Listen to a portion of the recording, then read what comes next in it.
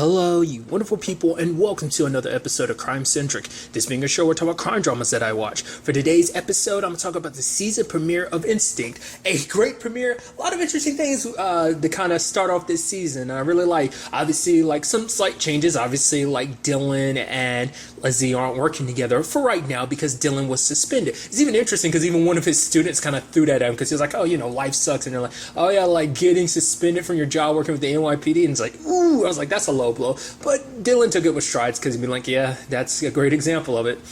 Also, like, it's so cool, like, you know, the new looks that Lizzie and Dylan have. It makes you wonder, like, you know, like, was that something like the actors themselves decided they wanted to do? Like, you know, I mean, it's weird to say because it looks good on characters. I mean, it looks good on the actors themselves. But I'm wondering, like, you know, was it like Alan Cummins' decision? Like, oh yeah, I want it kind of shorter and just swooped up. Like, whatever the case may be, looks good on them. Which isn't to say like, oh, they look bad last season or not. No, it's just like it's a neat little look for them. I love that Lizzie's new partner is Fucci.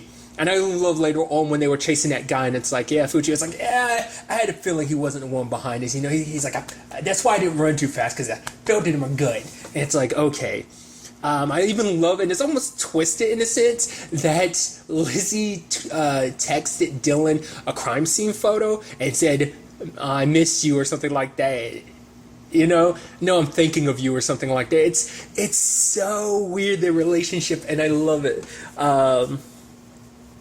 It's actually interesting because Andy actually had to help Dylan get his job back. Because Dylan's like, you know, basically his inability to admit he's necessarily wrong. And he's like, no, it's kind of on Jasmine for, you know, kind of getting on nitpick. I mean, I've solved so many cases. He's like, yeah, when you go in there, you might not want to be talking like that. And so Andy's there kind of being a little bit of a lawyer as well as being a little bit of a husband in that regard. And he's basically, Dylan's kind of sitting there quiet and everything. And he's like apologizing. And Jasmine's like, oh, I'm so choked up. You have Dylan being like, oh, what? But it's like Andy being there to kind of extinguish the fires. I love what he did, though, being like, well, think about it like this. The thing is, Dylan hurried along a process that, I forgot the term he was using, but basically it would mean that it was an inevitable thing. Like, we would have been able to track it. Sure, he just expedited it. So it led to the same conclusion. And at the same time, you wouldn't have to suffer any ramifications for anything Dylan did because he did that while he was working. Who hired him? Not you. The mayor did. So any fault on him will blow back on her, not you and the team.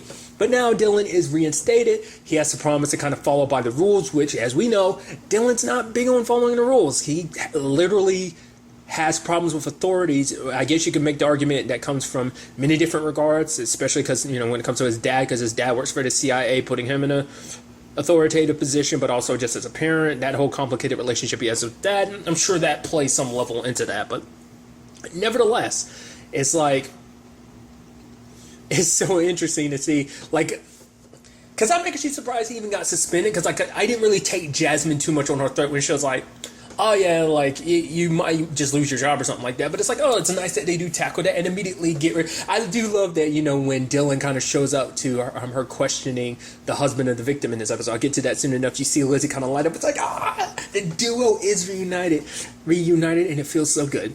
See, I didn't sing that, so it shouldn't be an issue. That was me just making a statement. Ignore me, I'm just being stupid. So there's that. I really like that. But let's actually focus on the case. It's a very interesting case because at first it's this lady named Justine who was locked in a cryogenic, you know, chamber because she was there, you know, connected to the whole like making you feel young, rejuvenate cells and stuff, like whatever it is that cryogenic chambers are supposed to do. It's supposed to be kind of the next steps towards like immortality essentially, but she got trapped in there and she froze to death, which is like very gnarly situation. I love before Dylan got reinstated, like even Harris is like, yo, what are you doing here? You're not supposed to be on any crime scene. And Lizzie's like, I know, he just won't listen. And you have him, Dylan being alone, like, what the fuck are you talking about? You brought me here, you told me to come here. And then later on, was like, why is Dylan still here? And you know, you have Lizzie being like, yeah, he just won't leave. And it's like, what? I love that she's so coy like that. She's so cheeky. And then Dylan's like, come on, Harris, you won't admit that you like seeing me just a little bit, which as you can tell, Harris does, but still got to follow orders and everything. So also the medical examiner, like I love that he's got such a dry sense of humor. Just like it's like the lady, and he's like, it's frozen, let it go. It's just like You're so twisted for making those jokes right now. You're literally over a dead woman's frozen corpse and you're making twisted jokes like that. That's super, super messed up. But I love there being like, oh, can't you do any of that? It's like, what do you want me to do? Like, do you want me to put her in a microwave or something? It's like, fact is, the body takes like 5 to 6 days to thaw out and stuff like that. So it's like we have to wait till then to kind of check any stuff on her, because if they rush it, it could be an issue. So. But it's interesting because this all checks back to a Dr. Becker. She's a therapist. Interestingly enough, that actress just finished playing. Spoilers? Who cares? It's been a little while since its season finale. Blacklist played out the way it played out. Like, Jesus, me talking like that, it's already spoilers. Jeez. But she played Anna. What was Anna's last name? But nevertheless, it was just saw her on like the Blacklist, and now to see her up here, it's like which is crazy because the actor who plays Harris, Michael B. Silver, is also on an NBC show right now. The In Between, he plays Tom Paul Blackthorne's character's husband in the show. So it's like, oh man, just connections all around, just like craziness. Nevertheless, I'm going off on a huge tangent, so. It's interesting the relationship Justine had with her husband. It kind of ties into the whole Becker situation because basically she was kind of a workaholic. She wasn't very good at socializing with people, so she kind of had to work on that. So she was trying to be more friendly and stuff like that, and her husband supported it and everything. Granted, to be fair, later on he gets a little pissed because it's like, oh, we spend like nearly half a mil on therapy sessions and stuff like that for the past 6 months. It's like $15,000 a pop or something. Like, I think it was saying something crazy like that. And the fact of the matter is, for him, it's like he wanted to be the one to help his wife through it because he feels like the therapist is just, like you just treating problems just so you can solve them and just get the person back in your seat over and over again. It's just more so because he was hurt, because he's like, I thought we were going to be in this together. He wanted to be the one to be there to help her, especially because in his mind, therapists are just, it's all kind of a sham. So there's that.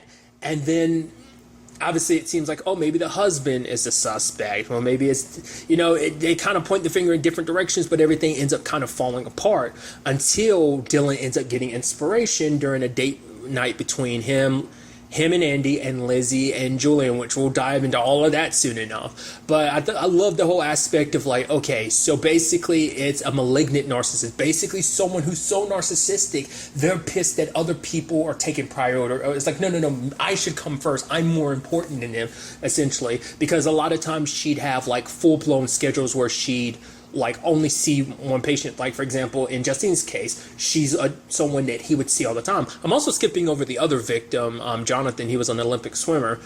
His issue was he had a short temper, was kind of his big issue, well, one of his issues.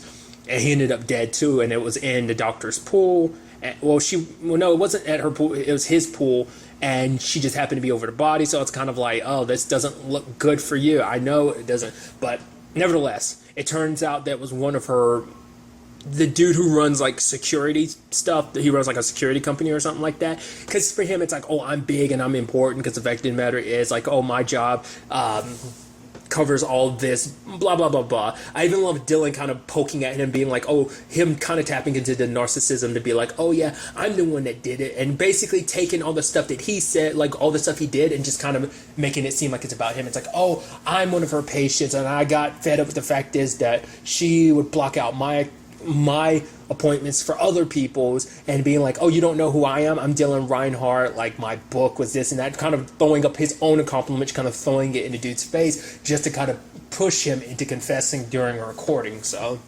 interesting turnabout with the case. I would have never really guessed that things would have played out like that. I do love that being the big theme of the episode, narcissism, because I love that Lizzie constantly keeps trying to throw Dylan under the bus to keep listing all different things that associate with like a narcissist, how you always have to be right, how you always have to have the last word. He's like, I'm not like that. And then like just before they go talk to the husband, he's like, I don't always have to have the last word, and he walks away. I love it. But obviously, like, she's pointing out his issues, but he's pointing out hers, like her need to not really open up, making excuses not to kind of get close to people and whatnot, because obviously there's a whole her and Julian thing, which Julian gets attacked in this episode. His place gets compromised. Someone was looking for some sub, so he ends up leaving him behind. Only person he tells is Dylan. Doesn't tell Lizzie. I keep saying because of the blacklist. I ended up saying that's going to probably end up happening more and more, I'm sure. But nevertheless, But getting back to what I was saying, Julian doesn't want to tell Lizzie anything because it's like, well, he doesn't want to put her in danger. Doesn't want her to kind of get caught up in that, which is so interesting because this is kind of a big point of everything, of like keeping secrets and stuff like that was kind of a big point last season of like no more between her and Dylan, and obviously this whole Julian thing, which is so crazy to think like, oh, here they are kind of dating and everything, and obviously she doesn't know much about him because obviously he keeps a lot of stuff secret because it's just spies. Spies are supposed to stay in the shadow. It's very dangerous when they come to the light. What was really interesting, and I wasn't expecting, because I know something I was thinking about. I'll kind of circle back to really quickly. When Lizzie was bringing up, there's just computer issues at the NYPD. I was assuming that the same person who had come after Julian had messed with the computers and infected him with a virus or something like that. Maybe that will turn out to be the case, but like Julian kind of went through everything later on, so it doesn't seem like that is the case. But it was more so, I guess, because like I thought the timing and stuff like that, because I was like, okay, he's looking for something on Julian. Maybe because the person that went there knows that Julian has a connection to Dylan and Lizzie, so that might have been one of the reasons why to affect the virus. But nevertheless, that wasn't what that was about. That storyline was heading in that direction. It was heading in the direction of, Julian works at the NYPD, now he works at the precinct as a tech guy, Jules. And I love Dylan and Lizzie walking in and being like, wait, what? And he's playing this role and everything, which makes Lizzie uncomfortable because that means she has to lie not only to her boss, once again, the whole aspect of like, oh yeah, like we're supposed to be on the up and up and everything, but here we are, I'm going to have to lie to my boss's face. Not only my boss, my best friend. And she's asking Dylan why he doesn't have much of an issue. He's like, well, this is actually between you and him. That's why I'm literally not trying to get involved in everything. She's like, well, this affects you, doesn't it? Because didn't you make the whole promise to Jasmine that you wouldn't be like, you'd follow rules? He's like, actually, the fact that Julian working here now means that we can get his help legally and within the bounds of it not kind of, being a repeat of last season. It's like we can get his help now legitimately, and which in turn makes me still be a good boy. So kind of makes a face like, ha, and walks away. I love it. So, but also getting back to it, I love the whole date situation, the double date. It's so adorable. I love that Lizzie and Dylan kind of get in their mode, and you have Andy, because Andy's used to this, so he's pouring some wine. He's like asking Julian, does he want some? It's like, lo and behold, and it's like, oh, they go away. So it's like, yep, Andy and Julian stuck at the tables to kind of enjoy the meal themselves. So I don't know why, I like to just Dylan and Lizzie kind of resonate and just like get so caught up in the case and everything, like, oh, we got to do, oh, sorry, we got to go. So it's just, I love it. Obviously there's a whole thing about Dylan and Andy wanting kids, and I do like they do carry over some of that stuff from last season in the sense that, Andy kind of worries that maybe Dylan isn't as interested in being a father as he would claim to be, but for him it's like, no, like the fact of the matter is I'm still want to start a family with you, so. Also, it seems interesting that because of kind of helping out Dylan this episode, and let's not forget last season he helped Lizzie with that dude who was trying to like sue her or whatever. The dude who kind of forced that situation, like that Andy helped Lizzie out of last season. Those are moments where he kind of stepped into his lawyer bag and it just felt good. Obviously, he liked being a lawyer. It's just like the sleazy stuff he didn't like, But, Lizzie's like, oh, maybe you could do this without all the sleazy aspects to it. And it's like, that's going to be interesting. I guess maybe that's something we'll see Andy kind of delve with, kind of keeping up the bar and also working as a lawyer potentially. Maybe he takes clients he wants to take the cases that he feels are important. Probably might not do it full time, obviously, because he's got to work the bar, but still, obviously be his own boss, not have to worry to work for some sucky corporation. So I'm interested to see where that ends up going, because that might be a situation. It could be him being a lawyer and everything. Could be something that ends up putting him and Dylan on opposite sides just for a case or something. That'd be kind of interesting if that ended up happening. I mean, it's a potential, but I'm also curious. I don't know. I'm curious to see what kind of effect that might have on him and Dylan's relationship, because obviously, like, Dylan's the person with like, hey, I've got all these different hats. Author, professor, husband. Consultant. I'm curious to see if that same thing is potentially going to happen to Andy and what that means for the relationship and what this potentially would mean for them having a baby, especially if Andy decides to go down this other route. He'd be doubling up on a lot of stuff. So I'd be curious to see. Obviously, Julian is opening up more to Lizzie at the end, because I think this whole case kind of got Lizzie thinking about it, because she sees how much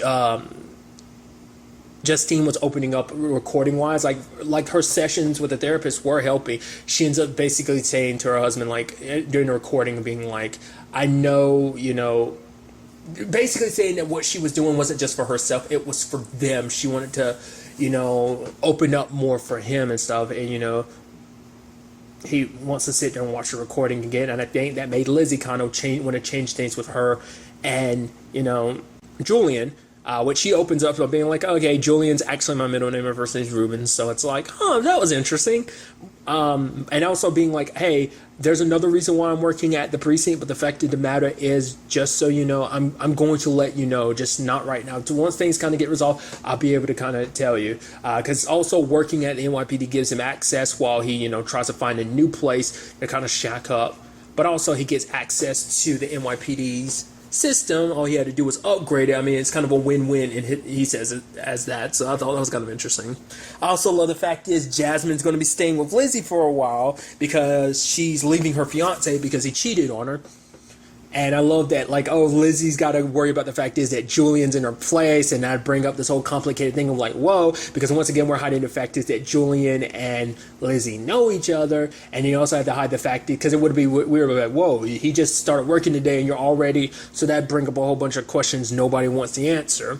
So there's that. I love that the fact is Julian ended up sneaking out. He's very good at that.